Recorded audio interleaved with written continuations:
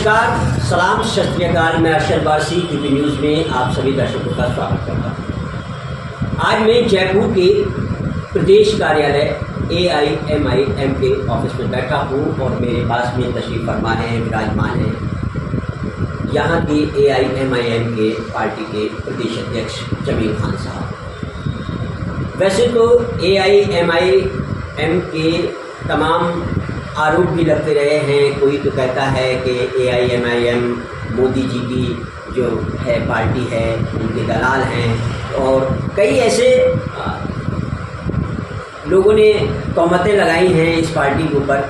लेकिन हकीकत क्या है ये तो पार्टी वाले जाने, हमारे असदुद्दीन ओवैसी साहब जाने, जो एक बैरिस्टर हैं, वकील हैं, एडवोकेट हैं, और उन्हें अल्लामा भी कह सकते हैं, कारी भी कह सकते हैं, मौलवी भी कह सकते हैं, मुल्ला भी कह सकते हैं। बहुत काबिल आदमी हैं। उनकी ये पार्टी है जो पूरे हिंदुस्तान में जो है अपना वर्चस्व बनाए हुए हैं। हालांकि कई बार ऐसा हुआ है कि पार्टी ने कहीं इंटरफेयर किया और फिर वहाँ पर बीजेपी की सरकार बनी तो तोहमतें ये लगी कि असदुद्दीन ओवैसी वहाँ पहुँचे तो जो है वो भाजपा ने अपना मुकाम हासिल कर लिया। खैर, उन सब मुद्दों के मद्देनज़र मैं प्रदेश अध्यक्ष जमील खान साहब मेरे पास तशरीफ़ फरमा है, विराजमान हैं। आज हम इनसे मुखातिब होंगे, इनसे रूबरू होंगे, आपसे वार्तालाप कराएंगे, आपको रूबरू कराएंगे। जनाब, सबसे पहले तो हमें आप अपना नाम बताएं और इस पार्टी में क्या आपका पद है वो। मेरा नाम जमील खान है, मैं AIMIM राजस्थान का प्रदेश अध्यक्ष हूँ। तो आपने ये पार्टी कब ज्वाइन की? इससे पहले आप कौन सी पार्टी में थे? क्या राजनीतिक से आपका कोई रहा रिलेशन? देखिए, पार्टी राजस्थान में लॉन्च हुई थी 31 मई 2022 को और उसी दिन मैंने पार्टी ज्वाइन की। जी। मेरा पॉलिटिकल बैकग्राउंड ज़ीरो है। जी। मैं किसी भी राजनीतिक पार्टी से नहीं आता हूँ। मेरा कोई बैकग्राउंड पॉलिटिकल रहा भी नहीं है। राजनीति से मेरा दूर दूर तक कोई लेना देना नहीं था। मेरा लेना देना पढ़ाई से है। मेरा बैकग्राउंड जो है वो एजुकेशन से रिलेटेड है। जी। मैंने बच्चों को पढ़ाया है, सोशल वर्क किया है, मैं उस बैकग्राउंड से आता हूँ। तो सोशल वर्क में आपने कब शुरुआत की और एजुकेशन से आप एकदम इधर राजनीति की तरफ कैसे आपका हो गया रुझान? आप कैसे इसमें क्या रहा? सोशल वर्क देखिए 2003 से कर रहे हैं हम लोग वैसे, और 2006 में मैंने स्कूल खोली थी जो कि माशाल्लाह अभी 9 स्कूल में चला रहा हूँ जयपुर में। उसमें हज़ारों बच्चे पढ़ के निकल चुके हैं, काफ़ी बच्चे अभी पढ़ रहे हैं वहाँ पर। और वो जो मॉडल है वो उसी तरह का मॉडल है जिस तरह का बैरिस्टर असदुद्दीन ओवैसी साहब ने हैदराबाद में चला रखा है कि कोई भी बच्चा गरीबी के कारण पढ़ाई से महरूम नहीं होना चाहिए। ठीक है, कि किसी के पास अगर पैसा नहीं है तो पढ़ाई से वो महरूम ना रहे, उसकी पढ़ाई बावजूद जारी रहे। और तालीम से अच्छी कोई चीज़ हो नहीं सकती इस दुनिया में। जितनी ज़्यादा तालीम हम दे सके बच्चों को, जितना ज़्यादा सिखा सकें उतना बेहतर होता है। इससे बड़ा सोशल वर्क कोई नहीं है कि आप आपकी आने वाली जनरेशन को तालीम की ताकत और तालीम बच्चों को दे दें। जी, ठीक है। तो उससे बेहतर कुछ नहीं हो सकता। बच्चे अपने आप से ही फिर आगे बढ़ के आते हैं, निकल कर आते हैं। कोई साइंटिस्ट बनता है, कोई कलेक्टर बनता है, कोई एसपी बनता है, कोई अलग अलग प्रोफेशंस में फिर जाते हैं बच्चे। अच्छा सर, पारिवारिक आपका कोई ऐसा रहा राजनीति में कि क्या प्रेरणा मिली? क्या हुआ कि आपने एजुकेशन से निकल के और सोशल वर्क से निकल के आप एकदम राजनीति में आए? क्या पारिवारिक कोई ऐसा रहा बैकग्राउंड आपका? देखिए पहले तो मैं आपको बताऊं कि मैं कहीं से निकल के कहीं गया नहीं हूँ। पहले भी मैं सोशल वर्क करता था, अब भी सोशल वर्क कर रहा हूँ। पहले भी मैं पढ़ाई को तवज्जो देता हूँ, पढ़ाई पे फोकस रहता था, अब भी मैं उन्हीं कामों में रहूँगा। ठीक है, तो ये राजनीति जो है मेरे लिए है वो भी एक सोशल वर्क है। जी। राजनीति को मैं राजनीति लेके नहीं आया हूँ कि मैंने अब अपना प्रोफेशन चेंज कर लिया है कि पहले मैं एजुकेशनिस्ट था, अब मैं पॉलिटिक्स में आ गया हूँ। मतलब ठीक है, तो वो प्रोफेशन चेंज नहीं हुआ है। जो मुझे करना होता है मैं कहीं पर भी हूँ, किसी भी पोस्ट पर हूँ, मैं वो कर सकता हूँ जी तो मैं यहाँ पर भी राजनीति नहीं कर रहा हूँ, मुझे राजनीति नहीं आती है। जी जी तो जैसे हमारे कई लोग मुझे बोलते भी हैं कि साहब आपको राजनीति नहीं आती है, आप सीधा बोल देते हो, साफ बोल देते हो, जी बोले पॉलिटिक्स में ऐसा चलता नहीं है। जी तो मैं उन सभी लोगों से ये कहना चाहूँगा आपके चैनल के माध्यम से कि मैं यहाँ पॉलिटिक्स करने भी नहीं आया हूँ, मुझे पॉलिटिक्स आती नहीं है। मैं सोशल वर्क करता था पहले भी, आज भी वही करूँगा और आगे भी इंशाल्लाह वही करता रहूँगा। क्योंकि पॉलिटिक्स में कोई जबान तो होती नहीं है, इसीलिए वो आपको टोकते हैं कि वादा कर दिया, जबान की कोई वैल्यू नहीं है, वादा कर दिया, अरे कर दिया तो कर दिया, छोड़ो जाने दो। वही आप जो बोल रहे हैं सेम वही चीज़ मुझे भी बोली जाती है कि साहब आपको बोल दो ऐसे हो जाएगा, वो हो जाएगा। मैंने कहा मैं वो वादा कभी नहीं कर सकता जो मैं पूरा नहीं कर पाऊँ। जो मैं कर सकता हूँ मैं वो बिल्कुल करूँगा और उसके लिए मैं हमेशा खड़ा रहूँगा, उसके लिए कभी पीछे नहीं हटूँगा। लेकिन मैं झूठ बोल के आगे नहीं बढ़ सकता। जी जी कि होता है ना कि हम ये कर देंगे, वो कर देंगे, ये कर देंगे। जैसे हम नेताओं के हम भी देखते ही हैं, सुनते आ रहे हैं कि इनके जो चुनाव से पहले जो घोषणा पत्र बनते हैं उसमें लिस्ट तो लंबी चौड़ी होती है लेकिन वो पूरे होते नहीं है। तो चुनावी वादे जो होते हैं, जी जी जी है ना, चुनावी वादे पूरे नहीं करते हैं तो मतलब वो झूठ बोल के चुनाव जीते हैं। जी जी तो हमारा वो काम नहीं है। जी बिल्कुल बिल्कुल, बुजुर्ग भी कह गए हैं कि नेता कुछ नहीं देता, सिर्फ नेता देता। हाँ तो मुझे वो नेतागिरी आती नहीं है। तो मैं वही बोलता हूँ जो मैं कर सकता हूँ, जो जिसके लिए मैं कैपेबल हूँ मैं वही बोलता हूँ। जी बिल्कुल। अच्छा सर, हम अब आपकी पार्टी AIMIM, नाम तो इतना कठिन है कि कुछ लोग तो शायद इसका नाम ले भी नहीं पाते होंगे सही से, AIMIM ही कह के रह जाते होंगे। हालांकि बहुत बड़ा नाम है, ऑल इंडिया मजलिस इत्तेहादुल मुस्लिमीन। अभी लोगों को इत्तेहादुल कहने में भी दिक्कत आ रही होगी और बहुत से नहीं भी जानते हैं, वो सिर्फ यही जानते हैं कि अरे वो उसकी वाली पार्टी है, वो मुल्ला उसकी पार्टी है। बहुत से ऐसे कहते हैं, मैंने कैसे सुना है क्योंकि मैं फील्ड में रहता हूँ, मैंने देखा है।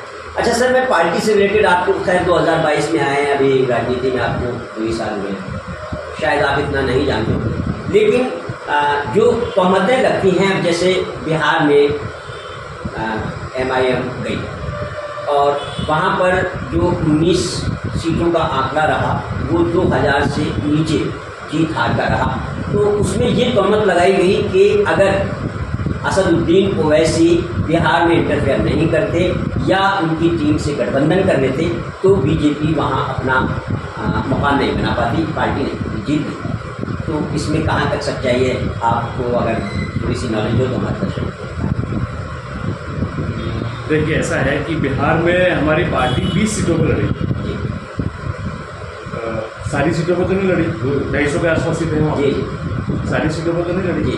हमारी पार्टी सिर्फ 20 सीटों पर लड़ी जी, बाकी सारी तो हमने आपके लिए छोड़ दी। जो तहमत लगाए तो उन सीटों का अपना कैलकुलेशन निकालें पहले कि उनमें से आपने कितनी जीती। अच्छा, जो 20 हमने लड़ी उसमें से 5 हम जीते, 4 पे हम सेकंड रहे, मतलब 9 सीट्स पे हमारा स्टैंड बहुत स्ट्रॉन्ग रहा।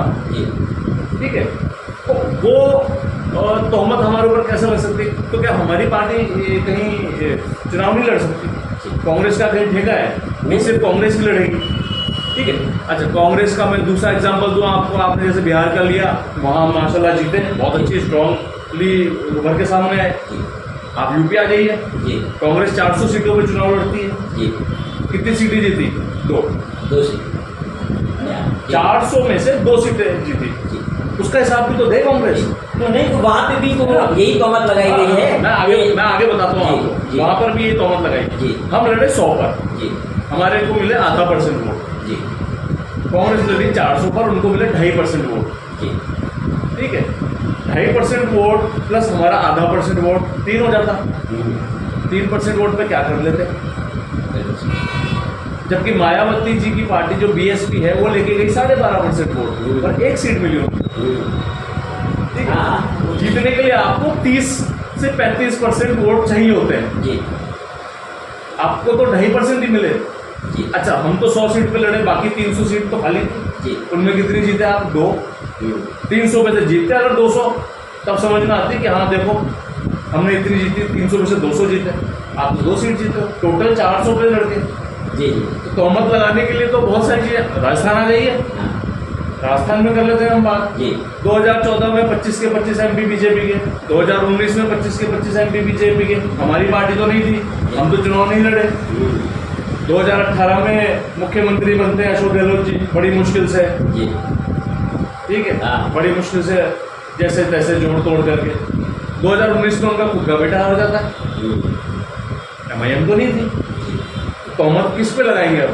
तो हार का ठीक ना, कांग्रेस हमारे ऊपर फोड़ देती है, MIM की वजह से हम हार गए।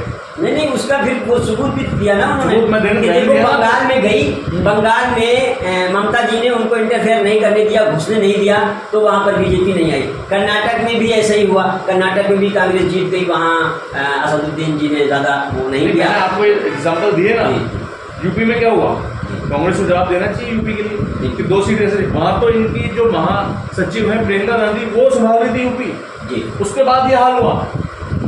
मतलब बहुत बड़ी लीडर है माशाल्लाह प्रियंका गांधी जी, जी बड़े परिवार से आती हैं, हाँ उनका बहुत पुराना। अच्छा, अमेठी में राहुल गांधी हार जाते हैं, हाँ। वहाँ तो AIMIM नहीं थी, हाँ बिल्कुल उसका क्या करेंगे? जी मतलब कांग्रेस बाकी सारे तोहमत लगाने से पहले इसका जवाब दे कि अमेठी में राहुल गांधी कैसे हार गए। वहाँ तो AIMIM नहीं लड़ी, इनके जो सबसे बड़े हिंदुस्तान के सबसे बड़े लीडर है राहुल गांधी जी। हाँ बिल्कुल। और अमेठी जैसी सीट ऐसी है कि कभी ना जाए तो भी, मतलब अमेठी तो कांग्रेस की, अमेठी और रायबरेली जिनको ये बोलते हैं कि 2 सीटें तो ऐसी है कि यहाँ से तो कांग्रेस जीतनी है, चाहे पूरे हिंदुस्तान में कहीं ना जीते, और वो सीट आप हार जाते हैं। यहाँ मुख्यमंत्री के बेटे हार जाते हैं, MIM तो कहीं नहीं लड़ी। बिल्कुल तो तोहमत लगाने के लिए तो इनको पहले खुद के गिरेबान झाड़ने चाहिए, उसके बाद किसी दूसरी पार्टी को तोहमत लगाना चाहिए कि आप जब जमीनी स्तर पे काम नहीं कर रहे हो, लोगों के बीच में नहीं जा रहे हो, लोगों की परेशानियां दूर नहीं कर रहे हो, लोगों का पिछड़ापन, आप 75 साल हो गए आज़ाद हुए भारत को, इतने सालों तक आपने राज किया, उसके बावजूद हिंदुस्तान इतना पिछड़ा हुआ है, हिंदुस्तान के कई इलाके हैं जो इतने पिछड़े हुए हैं, वहाँ आपने डेवलपमेंट के कोई काम नहीं किए। उसके बाद आप अगर ये बोलते हो कि हम इस वजह से हार गए या उनकी वजह से हार गए, उनकी वजह से हार गए, दूसरी पार्टियों पर अगर आप ब्लेम करते हो, तो ये कांग्रेस की नाकामी है और कुछ नहीं है। पंजाब में क्या, चलिए बहरहाल तोहमतें तो बहुत लगती रहती हैं। ये भी कहा जाता है कि जितना खराब मोदी जी के लिए और बीजेपी के लिए असदुद्दीन ओवैसी बोल देते हैं, इतना अगर कोई दूसरा बोल दे तो वो जेल में। तो इस तरह से कई बार लोग वो कहते हैं। और जहाँ तक आप मैं आपकी बात बीच में ही जवाब देता हूँ उसका। आप बैरिस्टर साहब का एक भी स्टेटमेंट ऐसा निकाल के बता दें जहाँ उन्होंने कॉन्स्टिट्यूशन से बाहर कोई बात बोली जी। हिंदुस्तान में तो उनसे बड़ा ज्ञाता कॉन्स्टिट्यूशन में कोई नहीं है, ठीक है। जो भी बोलते हैं फैक्ट और फिगर के साथ बोलते हैं, जी जी ठीक है। तो अगर इसमें भी तकलीफ है आप लोगों को, किसी कांग्रेस को या बीजेपी को, किसी को भी, कि साहब इनके ऊपर कार्रवाई क्यों नहीं हो रही है, तो वो पहले देखें कि वो किस मुद्दे पे कार्रवाई करवाना चाह रहे हैं, उन्होंने ऐसा क्या बोला, कब बोला, उनकी पूरी जितनी भी हैं सारे फाइल हैं, सब कुछ निकाल के देखें आप यूट्यूब से, कहाँ उन्होंने कुछ गलत बोला है जिसके ऊपर कोई कार्रवाई हो सकती है। कानून के दायरे में रह के बात करते हैं, बैरिस्टर है माशाल्लाह, और फिर इतने इंटेलिजेंट हैं कि वो उसकी सारी खामियां और अच्छाइयां जानते हैं, तब वो उसके बाद आप ये देखें कि ऐसा कोई हिंदुस्तान में नेता नहीं होगा जिसको 4 बार संसद रत्न का अवार्ड मिला है। बिल्कुल 2 बार यूपीए गवर्नमेंट में, 2 बार एनडीए गवर्नमेंट में, जी। दोनों सरकारों में उनको संसद रत्न मिला। अभी एक तो अभी बिल्कुल लेटेस्ट वाला भी उनको ही मिला है, 2022 वाला, तो वो इसी वजह से तो मिला है कि ये बोलते हैं, मुद्दों की बात करते हैं, और संसद में सबसे ज़्यादा सवाल ये पूछते हैं, हाँ। सबसे तीखे सवाल ये पूछते हैं, सरकार को हमेशा घेरते हैं, फिर भी संसद रत्न का अवार्ड मिलता है। तो आप देखें कितनी सही चीज़ बोलते हैं, बिल्कुल कानून के दायरे में बोलते हैं, संविधान के दायरे में बोलते हैं। खैर बहरहाल ये तो रही पार्टी की बात। अब हम राजस्थान की तरफ बढ़ते हैं, जयपुर की तरफ बढ़ते हैं। शायद ये 2022 में ही आपका प्रदेश कार्यालय यहाँ स्थापित हुआ है। क्या हमारे इस पार्टी की तैयारी है और कितनी सीटों पे आप राजस्थान में पार्टी को बढ़ाने जा रहे हैं? देखिए, अभी हम लोगों का काम इस पार्टी की तरफ से, हमारी पार्टी जो है 30 से 40 सीटों पे काम कर रहे हैं पूरे राजस्थान में, और आने वाले कुछ वक्त में अगले 1 महीने के अंदर अंदर हम हमारी काफ़ी सारी सीट्स की घोषणा भी कर देंगे। जो जो उम्मीदवारी जता रहे हैं, दिखा रहे हैं, उनका सभी के हमारे पास डिटेल्स आ रही हैं, बायोडाटा आ रहे हैं। हम लोग उनको देख रहे हैं, समझ रहे हैं कि कहाँ से कौन मजबूत कैंडिडेट है, और वो जल्दी ही हम उसकी घोषणा कर देंगे। फिलहाल एक मेरा ही नाम सबसे पहले अनाउंस हुआ है जी। मैं खुद हवा महल से प्रत्याशी भी हूँ, मैं लड़ रहा हूँ चुनाव हमारी पार्टी की तरफ से हवा महल से। बाकी हम लोग जहाँ ज़मीनी स्तर पे मजबूत होंगे वहाँ से हम डेफिनेटली चुनाव लड़ेंगे। तो यहाँ जयपुर में तो जो 9 सीटें हैं, तो आप 9 सीटों से ही अपनी पार्टी के दावेदारों को उतारें? नहीं, जयपुर में 9 सीटों से तो नहीं उतार रहे हैं। जैसा कि मैंने आपको कहा कि पूरे राजस्थान में हम 30 से 40 सीटों पर ही काम कर रहे हैं। अच्छा, ठीक है। जयपुर में जैसे हवा महल है, किशनपोल है, आदर्श नगर है, सिविल लाइंस है, यहाँ से तो हम उतार ही रहे हैं जी। और बाकी राजस्थान की कुछ और सीट्स हैं जहाँ से हम जी, जहाँ बाहुल्य इलाका है, बाहुल्य नहीं, जहाँ समीकरण मुस्लिम बाहुल्य से मतलब नहीं है, जहाँ समीकरण ठीक है। अच्छा, जहाँ हमें लगता है कि यहाँ से हम जीत सकते हैं, चाहे वो हमारा जाट बहुल इलाका हो, चाहे मेघवाल बहुल हो, चाहे गुर्जर बहुल हो, चाहे मीना बहुल हो, कोई किसी भी तरह का इलाका हो, उससे हमें मतलब नहीं है। लेकिन जहाँ हमें लगता है कि यहाँ मजबूत है, हम वहीं से चुनाव लड़ेंगे। हम पहली बात तो किसी को हराने के लिए चुनाव नहीं लड़ रहे हैं, दूसरा हम खुद हारने के लिए भी चुनाव नहीं लड़ रहे हैं। हम चुनाव लड़ रहे हैं जीतने के लिए, हमारी लीडरशिप खड़ी करने के लिए। हमारे लीडर्स चुन के जब विधानसभा में जाएंगे, जिस तरह संसद में हमारे बैरिस्टर साहब दलितों की, पिछड़ों की, अगड़ों की, सबकी आवाज़ उठाते हैं, माइनॉरिटीज़ की, उसी तरह हम चाहते हैं कि हमारे भी यहाँ से नुमाइंदे चुन के विधानसभा में जाएं और पिछड़ों की, दलितों की, माइनॉरिटीज़ की आवाज़ उठाएं। बिल्कुल। तो क्या लगता है आपकी जो सीट है, आप मैदान में अभी उतरे हैं या नहीं, या ज़मीनी स्तर पे जाके आपने ये महसूस किया कि आपका पार्टी जो है अपना वर्चस्व वहाँ बना पाएगी, आप ले भी लेते हैं तो निकाल पाएंगे सीट? क्या लगता है? बेशक बहुत ही अच्छा सवाल किया आपने। अभी हमारी पार्टी, जैसे कि मैंने आपको बताया, ज़मीनी स्तर पे हम लोग काम कर रहे हैं। बूथ लेवल पे हमारी टीम्स तैयार हो रही हैं, बूथ लेवल की टीम्स हो रही हैं, फिर वार्ड लेवल पे हमारी टीम्स बन रही हैं, फिर ब्लॉक लेवल पे बन रही हैं, फिर विधानसभा लेवल आता है। तो हम हर लेवल पे हमारी टीम्स तैयार हैं, ज़मीनी स्तर पे हम लोग काम कर रहे हैं। जैसे मैं मेरी विधानसभा की बात करूँ तो मैं रोज़ मेरी विधानसभा में ही रहता हूँ, लोगों से जनसंपर्क हमारा रेगुलर चलता है, सदस्यता अभियान हमारा रेगुलर चल रहा है, लोगों से उनकी प्रॉब्लम्स समझ रहा हूँ, उनकी प्रॉब्लम्स जानने की कोशिश कर रहे हैं कि क्या क्या समस्याएं हैं, पिछले 5 साल में सरकार ने क्या वादे किए, क्या नहीं किया, आज भी क्या दिक्कतें फेस हो रही हैं। तो इन सब में हमारी पार्टी को मजबूती मिल रही है, हमें मजबूती मिल रही है, लोग हमसे जुड़ भी रहे हैं, और उम्मीद भी है उन लोगों को कि हमारी पार्टी इंशाल्लाह ऐसे चुनाव जीतेगी और उनकी आवाज़ हम लोग फिर विधानसभा में बुलंद करेंगे इंशाल्लाह। अध्यक्ष साहब, क्या लगता है आपको राजस्थान में, क्या कांग्रेस जीत कर रही है या फिर क्या है कि एक पार्टी वाला ही ये समझ सकता है? अच्छा, ये तो मेरे ख्याल से सवाल मुझसे पूछना तो गलत ही होगा कि मैं तो कैसे बताऊं कि कांग्रेस आ रही है या कोई और पार्टी जीत रही है। मैं हमारी पार्टी के बारे में बात कर सकता हूं कि हम लोग यहाँ से डेफिनेटली चुनाव लड़ रहे हैं और हम काफ़ी सारी सीट्स पे इंशाल्लाह जीतेंगे भी।